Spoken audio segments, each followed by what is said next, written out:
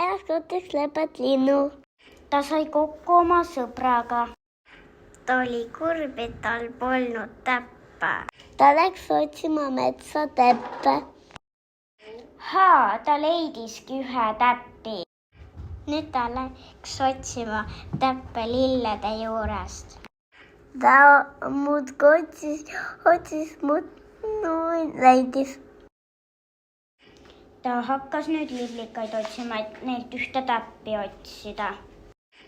Liblikad andsid talle ühe täppi ja oli lahke. Siis läksid liblikad lillele lendama. Lepatrinu lendas Tartusse ja leidis täpi kõige maja kõrgema katusel. Tartus ta nägi ühte puud. Sealt ta ka sai ühe täpi. Siis kõndis õuest Elani, kes andis ühe täpi oma plussi pealt. Stelani läks koju ja Lepatrinu sai kokku oma sõbraga.